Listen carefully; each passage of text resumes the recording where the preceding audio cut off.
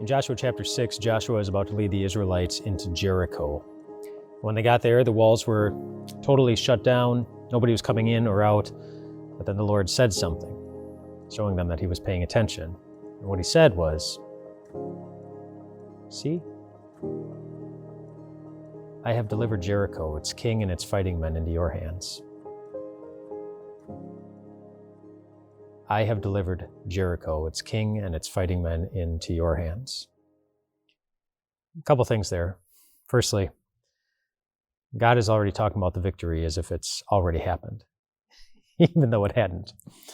But God saw it. He had the bigger perspective. He knew what was going to happen. He knew what he was going to do. And he was talking about it as if it had already happened. We'll talk more about that later. But what I want to emphasize right now is the subject of that sentence.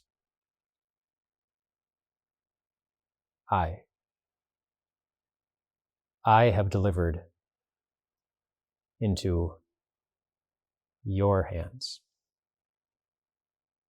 In other words, God would do the work, and his people would get to enjoy the victory. God took full responsibility for getting the victory, but his people will get to enjoy the victory as if it was their own.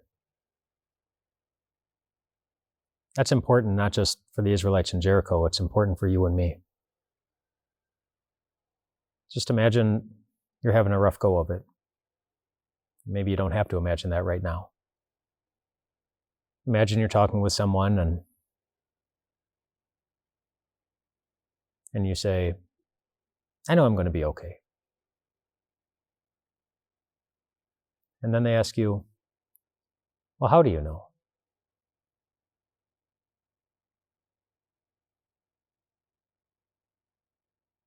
Whatever thought comes into your mind, I want you to pay attention to the subject of the sentence that you are about to speak to them. How do you know you're going to be okay? If the subject of that sentence is you, as in, well, because I'm going to, because I think, or maybe that'll expose you. Well, I actually don't know, because I'm afraid, because I can see the challenges here, because I don't know, because I messed up. If the subject of that sentence related to how you know you're going to be okay has something to do with you, you're putting the outcome on your shoulders instead of letting God take it on his, which is what he always promises to do. I have delivered Jericho into your hands, he said.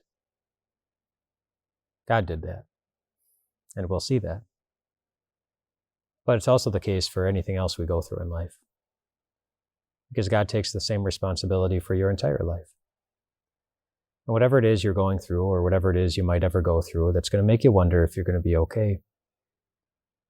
When you think about, how do I know whether or not I'm going to be okay? Just try making the subject of that sentence God. And simply speak something you know about God. Well, I'm going to be okay because God is paying attention. Because God is real. Because God is gracious and merciful and full of compassion. I'm going to be okay because God took full responsibility for the greatest victory in my life, one of salvation. I'm going to be okay because God overcame an enemy that I could never defeat on my own. It's the point that the Apostle Paul makes in 1 Corinthians chapter 15, which is known as the great resurrection chapter, when he goes toe-to-toe with death. And he reminds us, death stings. More than that, it breaks our hearts. It crushes us. But then he points us to the one who crushed death. Thanks be to God, he says. He gives us the victory through our Lord Jesus Christ. the one who crushed death, the one who gave us victory over that, over death and sin and hell and Satan.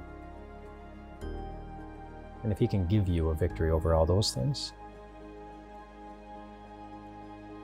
whatever you're facing right now,